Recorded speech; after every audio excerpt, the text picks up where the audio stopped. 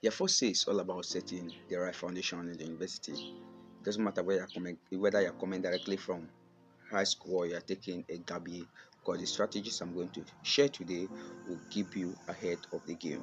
If you're wondering who I am, my name is Basi Ejoba. I'm a 400 level student in the University of Calabar studying medical laboratory science. And in my channel, this is a place where we are dedicated to help students level up their academic game. And in today's video, I'm going to show you proven strategies how you're going to crush your 4CA in the university and get those perfect grades. So if you love videos like this, please don't forget to hit on the red subscribe button so that you can continue getting updates anytime I drop videos like this, and so that it can also help me grow. So I'll be listing out some tips which will help you crush out your year one and makes you have a perfect grade. So number one on the list is you have to start with the right mindset. When we say start with the right mindset, you have to divide the word into two: mind and your word set. Now the mind is an empty slate, and what we say mindset is that the mind will now be set for you to write on it. So the mind being an empty slate means you have the power and you have the willpower to write anything on it, and that is what is going to stand. If you are coming to the university and you don't have the right mindset, you find out that you start misbehaving the moment you enter the university.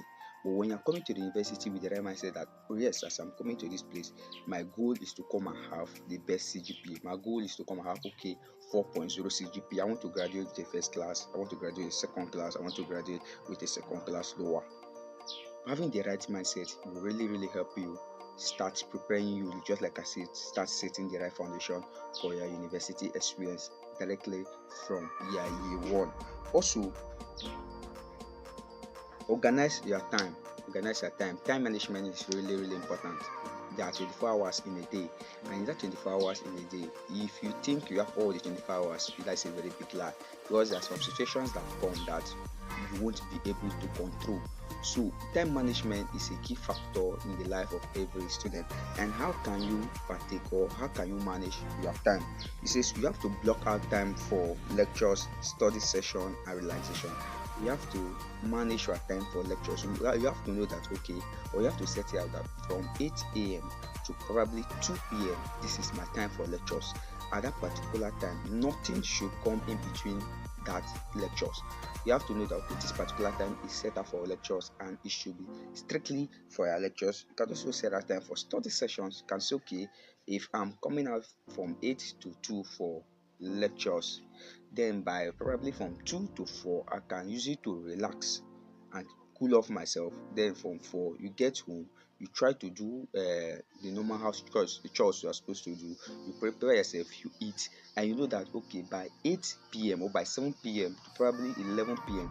that is your reading time. So that is time management. You must always manage your time. You must set out goals that will be achievable by the time frame you are trying to set.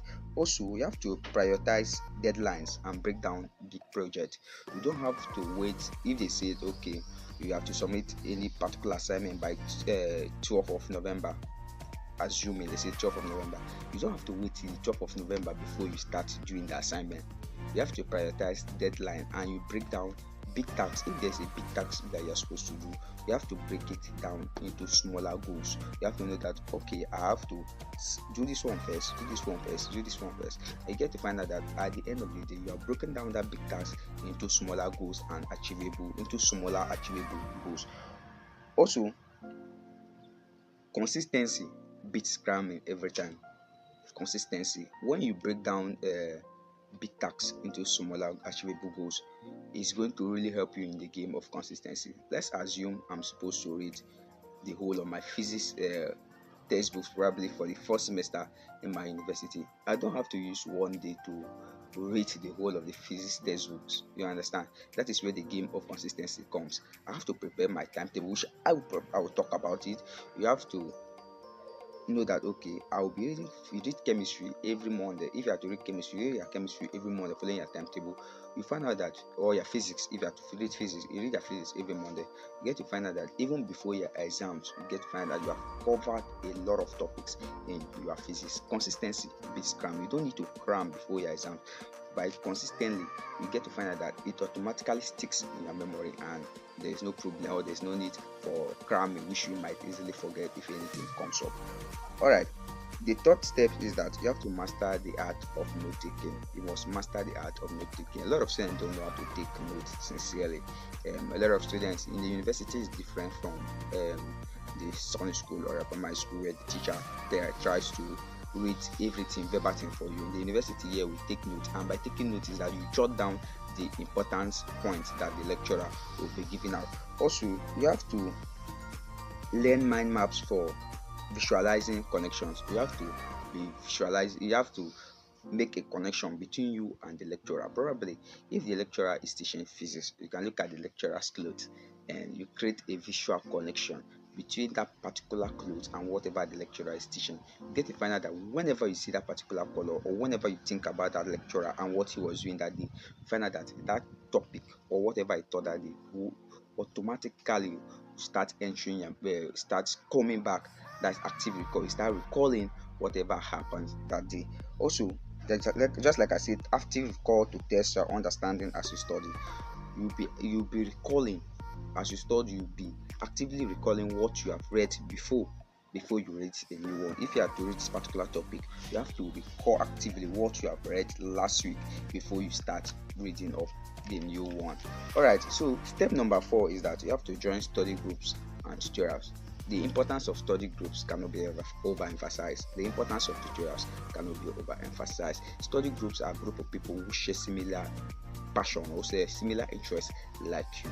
These are people who will motivate you to study even when you don't feel like studying. And with these people, group of people coming together, will help you. Even sometimes, for people that used to when they are reading, they fall asleep. If you're in a study group, you get to find out that these people will be motivating you, and even though you're asleep, they will come to wake you up. So try to have a study group, and also try to join a tutorial.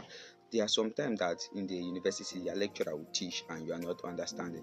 By joining the tutorial, the tutor in the tutorial, just like I run a tutorial known as Space Data Tutorial in the University of Calabar, the tutor will try to break down whatever concept the lecturer has taught in the class and you don't understand. The tutor will try to break it down into a very simplified comprehension for everybody in the class. So that is number 4 tips, that is join a study groups and tutorial. Number 5, you have to stay healthy. They say health is wealth. At what expense will you, or at who expense will you forsake your health just because of your studies? You have the amount of studies, the amount of time, or the amount of seriousness you give to your studies should not even be the amount of energy or seriousness you give to your health. Your health should be more than the amount of energy or time you give to your studies. Because if anything is wrong with you, you will not be able to study.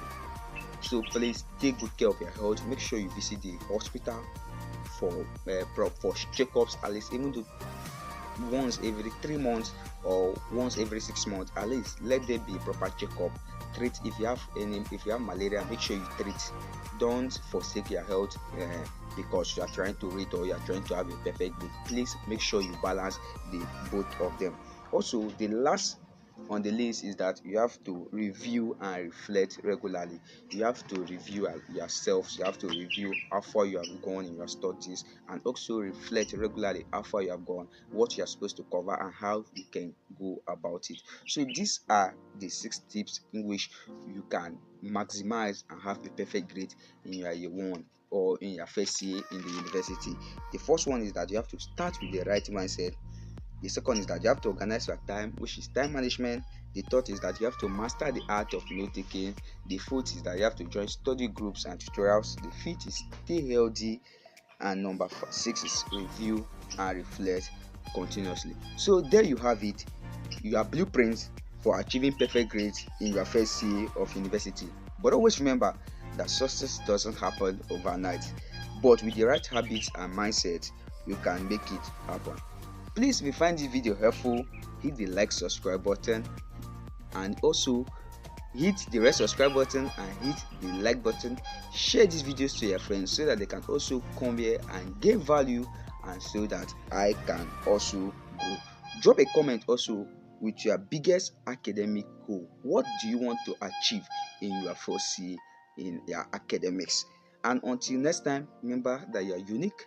Remember that you are wonderful, and always remember that you are a pace setter. Until I see you in my next video, I really love you. Thank you.